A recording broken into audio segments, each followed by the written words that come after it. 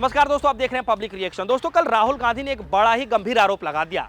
गंभीर आरोप दरअसल उन्होंने चुनाव को लेकर लगाया है, उनकी प्रक्रिया को लेकर के लगाया है। दरअसल हुआ क्या है कि कल के दिन दिल्ली के अंदर विज्ञान भवन के अंदर कांग्रेस पार्टी का एक बहुत बड़ा एक आयोजन था, जिसमें राहुल गांधी समेत तमाम बड़े दिग्गज नेता वहां मौजूद रहे।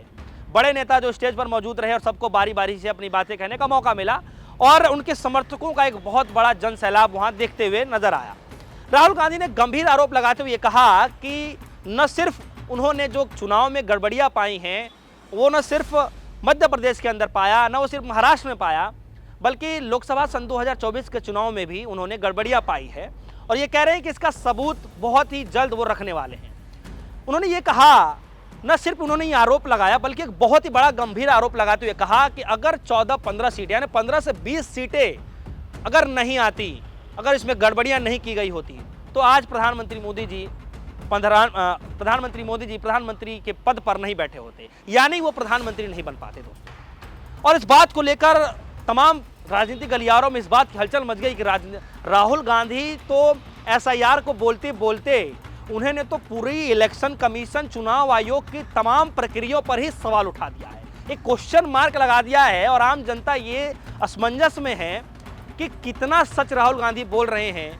हालांकि ये जरूर कहा जा रहा है कि कब तक ये सच्चाई रखेंगे जनता के सामने। हालांकि राहुल गांधी ने कहा दोस्तों, भरे मन से इस बात को कहा कि उनको ये डेटा कलेक्ट करने में जो भी सबूत है, पुख्ता जो सबूत है, कलेक्ट करने में उनको लगभग 6 महीने लग गए दोस्तों। उन्होंने कहा कि उनको संवैधानिक जो भी संस्थाएं हैं किसी ने उनका साथ नहीं दिया, इसलिए अपने तरीके से जो है उनको 6 महीने तक लग गया अपने तरीके से डेटा कलेक्ट करने में। और उन्होंने कहा कि जब मैंने डेटा कलेक्ट किया और जो आंकड़े सामने आए, जब मैं उसको जनता के सामने रखूंगा, एटम बम से कम नहीं होगा दोस्तों। यानी जब ये फटेगा तो चुनाव आयोग नजर नहीं आएगा। और आज जब राहुल गांधी इस बात को कह रहे हैं तो तमाम विपक्षी के साथ ये कहीं ना कहीं जोश उल्लास होता हुआ नजर आ रहा है कि इस बार दूध का दूध और पानी का पानी होगा। दोस्तों, गौरतलब है आपको कि बिहार चुनाव में बहुत जल्द चुनाव का समय आने वाला है, विधानसभा का चुनाव है और एसआईआर की प्रक्रिया बहुत तेजी से चल रही है। और जिस तरीके से विपक्षी पार्टियां जो आवाज उठा रही हैं, राहुल गांधी जिस तरीके से आवाज उठा रहे हैं, वो तो आप सभी के सामने ही है। लेकिन कल की ये घटना जिसको सुनकर सभी हैरान हो गए कि एक बड़े नेता के साथ ऐसा हो सकता है तो एक गरीब तबके के साथ क्या हो सकता है, एक आम नागरिक के साथ कैसा कैसा बर्ताव होता होगा दोस्तों। हुआ क्या है कि कल तेजस्वी यादव के साथ ऐसा कांड हो गया कि बताया नहीं बताया जा रहा है दोस्तों। बाकायदा प्रेस कॉन्फ्रेंस कर तेजस्वी यादव को यह खुलासा करना पड़ा कि वोटर लिस्ट से उनका ही नाम काट दिया गया।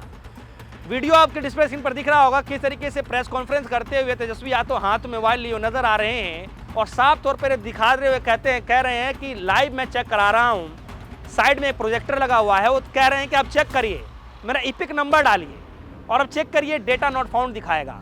और सच में जब उन्होंने दिखाया ये सच प्रैक्टिकली करके तो सच में डेटा नॉट फाउंड ही दिखाया।